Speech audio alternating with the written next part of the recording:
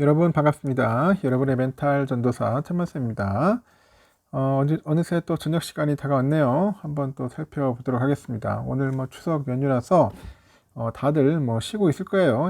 편안하게 쉬고 놀고 먹고 그러고 있지 않을까 하는 생각이 듭니다.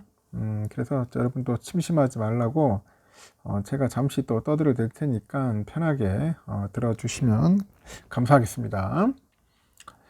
코스피가요, 이제 사상 처음으로 3,400선을 넘어섰죠. 넘어선 지 불과 보름 만에 3,500선까지 오르면서 상승 랠리를 이어갑니다. 증권가는 계절적인 약세 가능성을 경계를 합니다.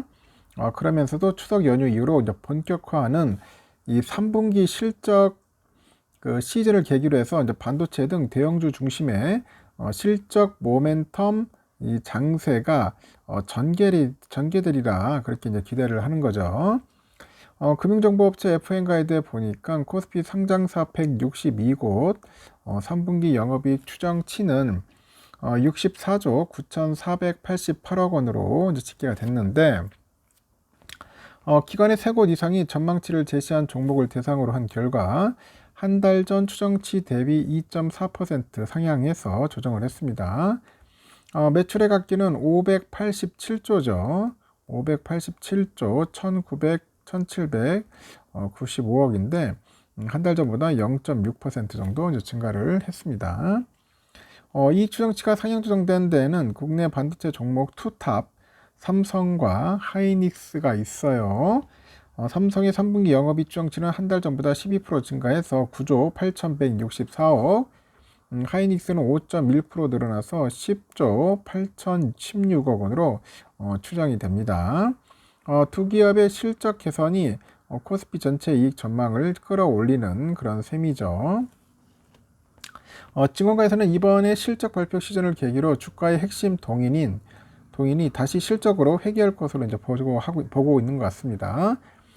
특히 글로벌 관세 불확실성 등 외부 변수가 중소형주보다도 뭔가 대형주에 덜 민감하게 작용할 가능성이 큰 만큼 대형주 가운데 그 이익의 모멘텀을 보유한 업종과 기업 중심의 선별적 대응이 필요하다는 그런 조언이 있습니다. 하반기에 들어서면서 중형주하고 소형주가 점차 이익 개선 모멘텀을 이뤄가는 모습인데 대형주는 실적 개선 탄력이 이제 상대적으로 높게 유지되고 있죠. 그래서 주목할 필요가 있다고 합니다. 실적 발표 시즌이 본격적으로 개막되는 10월은 대형주를 중심으로 이익 모멘텀 보유업에 따라서 종목별 차별 증세가 연출될 거로 보고 있습니다. 업종별로는 반도체를 포함해서 디스플레이, 하드웨어 등등에서 IT 전반과 조선기계 증권업종이 양호한 흐름을 보일 것으로 현재 전망이 되는데 이 반도체 업종의 이익 추정치 상향은 전체 사이클의 약 20% 수준에 그치고 있어요.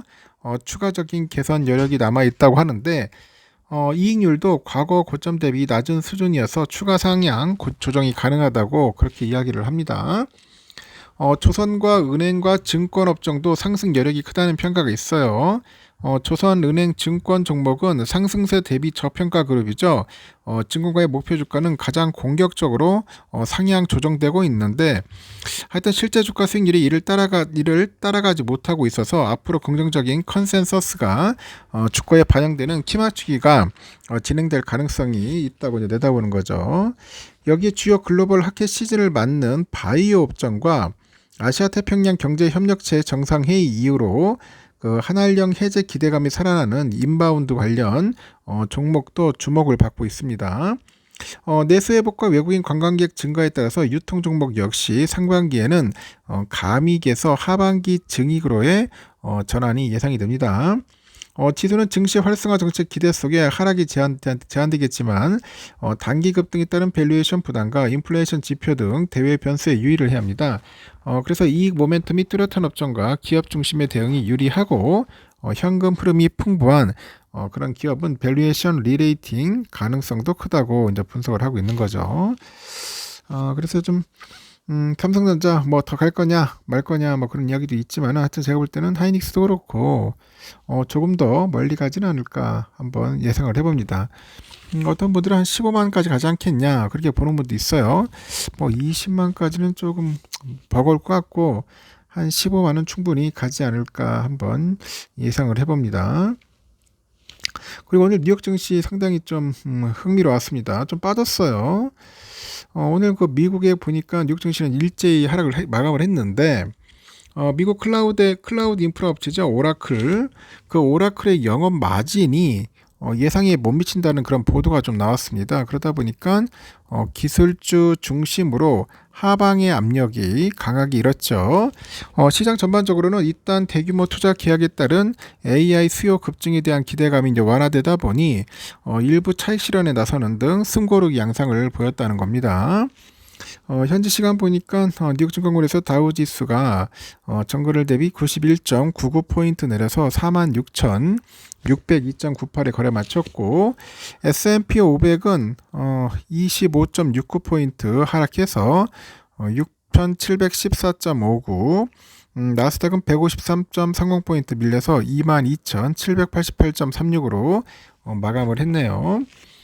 증시는 AI하고 반도체 등 기술 중심으로 낙폭이 컸습니다. 금융 매체 디인포메이션이 오라클의 클라우드 서비스 마진에 대해서 월가 추정치보다도 훨씬 낮다고 이날 보도하다 보니까 오라클의 주가가 좀 하락을 했죠. 그래서 오라클의 주가는 장중에 7% 넘게 하락하다가 2%대로 하락폭을 좁힌 채 이제 장을 마감을 한 거죠. 이에 따라서 AI하고 반도체 위주의 필라델피아 반도체 지수도 2% 넘게 급락을 했고요. TSMC, ASML, 마이크론 테크놀로지 뭐 등등의 3% 안팎으로 하락을 했고요.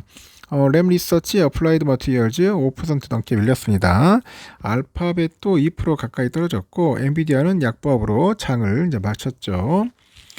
이렇게 보니까 AMD하고 오픈 AI의 그 대규모 공급 계약으로 낙관론이 지속되면서 이날 3% 넘게 이제 상승을 한 겁니다. 테슬라를 보니까 테슬라는 4.45% 하락을 해가지고 전날 상승분을 대부분 토해냈습니다. 시카고 상품거래소 CME 패드워치들에 따르니까 연방 기금금리 선물 시장에서 12월까지 기준금리가 50bp 인하될 확률은 84.8에서 81.3%로 다소 낮아졌다 그렇게 보시면 되겠습니다.